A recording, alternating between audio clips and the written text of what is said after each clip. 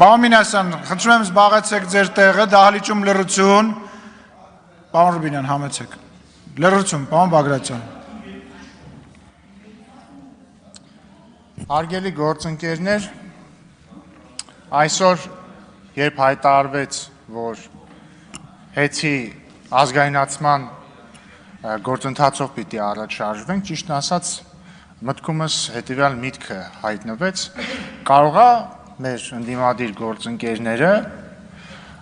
օրինակ ասեն, որ հեծը ազգային արժեք է եւ թուրք-ադրբեջանական տանդեմի դրդմամբ է իշխանությունը պատրաստվում պղծել այս ազգային արժեքը, բայց մտքումս դա որպես աբսուրդ էր հնչում, բայց երբ որ դա մտածեցի, դրանից 3 րոպե հետո մոտարապես կարդացի Հայաստանի ժուրնալիստների միության նախագահ, իդեպ ժուրնալիստների միությունը եւս մեկ սրբություն է, նախագահ Սաթիկ Սերյանյանի մի գրառում գրել է ինչ վերաբերում է հեծին, տարիներ շարունակ այդ կենտրոնները, այդ թվում եւ թուրքական եւ արևմտյան կոնկրետ աշխատում են դրա դեմ, այն պահից, երբ այն ձեռք բերեց Սամվել Կարապետյանը հայ գործարարը։ Ուստեղ պարոն Մինասյան, որ դուք ասում եք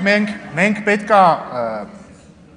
միավորվենք ազգային արժեքների շուրջ, ախր խնդիրը հետեւյալն է։ Մեր համար ազգային արժեքները իրական են, դա մեր պետականությունն է, մեր լեզուն է, մեր ազգային առանձնահատկություններն են, մեր ազգային շահերն են եւ այսպես շարունակ։ Ձեր համար, ձեր նկատի անձամբ ձեր քաղաքական հոսանքի համար, ազգային արժեքը ձեր թիմակիցների գողոնն է, ձեր թիմակիցների զավթած կառույցներն են ու ամեն ինչ որ դուք անում եք, անունը դնում եք ազգային արժեք ու մի հատ մարդ հարց է բացացնում, լավ, այս կառույցում ամեն ինչ նորմալ, ասում եք բան, ձերքները հեռու մեր սրբություններից։ Ո՞րն է ազգային արժեք, հարցնում եմ, հիմա եթե հայ առաքելական եկեղեցին անառարկելիորեն ազգային արժեք է, մեր համար նորմալ է, որ մեր ազգային արժեքի գլուխը ըստ այդ ազգային արժեքի կանոնադրությամբ պիտի լինի կուսակրոն, բայց ինքը կուսակրոն չի, սա նորմալ է, այսինքն ինչի շուրջ պետք է մենք միավորվենք, որ ազգային նիվարկյան,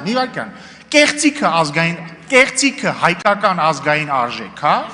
ոչ, կեղծիքը հայկական ազգային արժեք չի, մենք չենք կարող միավորվել կեղծիքի շուրջ,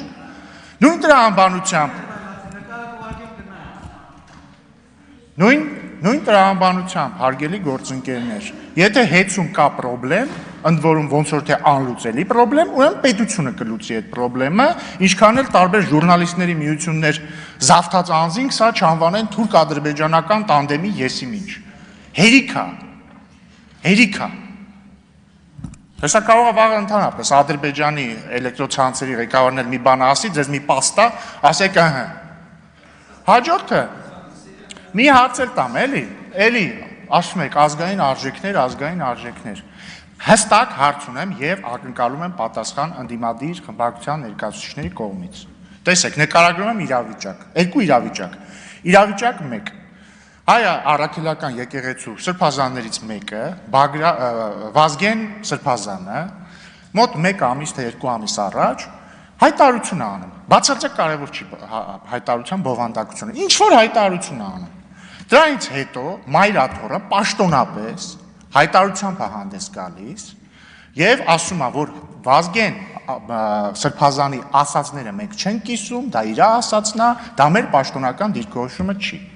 իրավիճակ համար 2, մեկ այլ սրբազան, Միքայել arczepiskopos Աջապահյանը հայտարարում է, որ պատերազմի ժամանակ, 44-օրյա պատերազմի ժամանակ, ինքը Ռոբերտ Քոչարյանին ասել է, լավ, այսքան տարի, բան, դու եւ կարող Սերժ Սարգսյանին էլ ասել, լավ չեմ հիշում, այսքան տարի դու նախագահ ես եղել, մի երկու հատ քեզ բան, հավատարիմ գեներալ չունես, ռազմական հեղաշրջում անեք։ Հետագայում պարզվեց, որ ուներ մի երկու հատ հավատարիմ գեներալ, մեկը ՀՅԴ բանը Գերագույն մարմնի չէ, մի խոսքով, ստեղի Հայաստանի, այո, Գերագույն մարմնի անդամ է ընտրվել, շնորհավորում եմ, բայց հարցը դա չի։ Սրբազանը, եթե այդպես չի ընտրվել, եթե չի ընտրվել, ներողություն, սխալ ինֆորմացիա է ուրեմն։ Հա, չէ, ուրեմն ընտրվել է, լավ, ես շարունակեմ։ Բայց ինչև է, տեղի չի ունեցել ռազմական հեղաշրջում, բայց հարց հետևյալն է։ Դրանից հետո, այսինքն բանա չէ, հայ առաքելական եկեղեցու գործող arczepiskopos-ը ասում է ես կոչ եմ անում ռազմական հեղաշրջում իրականացնել։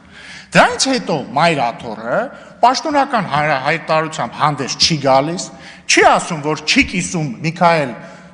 arczepiskopos Աջապահյանի հայտարարությունը եւ այսքանը։ Հիմա հարց. այսքանից կարելի է արդյոք եզրակացնել, որ հայ առաքելական եկեղեցու ղեկավարությունը կիսում է Միքայել arczepiskopos Աջապահյանի կարծիքն առ այն, որ Հայաստանին պետք է ռազմական հեղաշրջում։ Եվ եթե այդպես է, խնդրում եմ, սիրելի պարոն Մինասյան, ձեր ելույթն ավարտեցիք նրանով, որ հայկական պետականությունն է ձեր արժեքը։ Այդ արժե համակարգի տեսանկյունից խնդրում եմ ասել, սա նորմալ է, թե նորմալ չի։ Սա նորմալ է, թե նորմալ չի։ Ստեղ կարող է այլ հարց առաջանա։ Բա լավ ժողովուրդ ջան, ձեր մոտ չի առաջանա, էլի, այլ քաղաքացիների մոտ կարող է հարց առաջանա։ Բա լավ ժողովուրդ ջան, ինչ եք ընկել այդ կուսակրոնության հետևից։ Սրանք շատ ավելի կարևոր թեմաներ են։ Այո, իհարկե սրանք շատ ավելի կարևոր թեմաներ են, բայց ուղիղ կապ կա կեղծիքի ու ռազմական հեղաշրջում ուզելու միջև, հասկանում եք, որովհետև երբ որ քո արժե համակարգը հիմնված է կեղծիքի վրա, երբ որ դու կեղծիքի վրա ես հիմնված, երբ որ դու քեզ ասում ես բան, դու ակնկալում ես, որ քեզ պետք է ասեն վեհապար, բայց դու ինքդ կուսակրոնության ուխտը խախտել ես, կամ երբ որ դու քեզ ակնկալում ես, որ մարդիկ քեզ պետք է գան ասեն Աստված օգնական սրբազան հայր, իմանալով, որ քեզ Աստծո օգնությունը պետք չի, որովհետև այն բանը, ինչի համար քեզ պետք է Աստծո օգնություն լիներ, կուսակրոն լինել ջու չես պահել, դու սկսում ես հակվել տարատեսակ բաների, օրինակ ռազմական հեղաշրջումներ ուզելու, սկսում ես հակվել նրան, որ լեգիտիմ բարձրացված հարցերը անվանես հարցակում եկեղեցու վրա եւ ազգային արժեքների դեմ։ Սկսում ես հակվել նրան, որ ինչ-որ այլ երկրներից ինչ-որ օլիգարխներ պետքա գան ու որոշեն իրանց ձևերով ինչ-որ հարցեր լուծեն։ Ու սա շարունակ։ Էսա պրոբլեմը։ Ես քավլիցի, ես կողմ եմ, եկեք միավորվենք ազգային արժեքների շուրջ։ Իմ իմացած ազգային արժեքները հետեւյալն են։ Հայաստանի Հանրապետությունը սրբություն է, անառարկելի սրբություն է, սակարկման ենթակա չի, Հայաստանի անկախությունը սակարկման ենթակա չի։ Կեղծիքը ազգային արժեք չի։ Եթե օրինակ նախագահ ունի մեր երկիրը կամ վարչապետ ունի, իրանք պետքա ընտրված լինեն լեգիտիմ արդար ընտրությունների միջոցով։ Այս հարցում Նիկոլ Փաշինյանը համաձայնեք կեղծիքի չի դիմել։ Եթե մեր եկեղեցին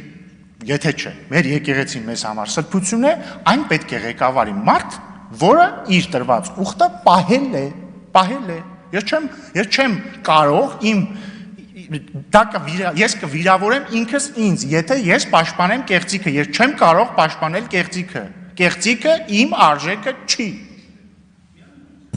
Միանում եք, դե խնդրում եմ ուրեմն ֆրակցիայի անունից ելույթ խնդրեք եւ դատապարտեք Միքայել arczepiskopos Աջապահյանի հայտարարությունը Հայաստանում ռազմական հեղաշրջում իրականացնելու վերաբերյալ եւ պահանջեք, որ հայ առաքելական եկեղեցու ղեկավարությունը հայտարարությամբ հանդես գա, դատապարտի դա, նաեւ պահանջեք, որպեսզի հայ առաքելական եկեղեցու գլուխը հանդիսացող Կտիչ Ներսիսյանը,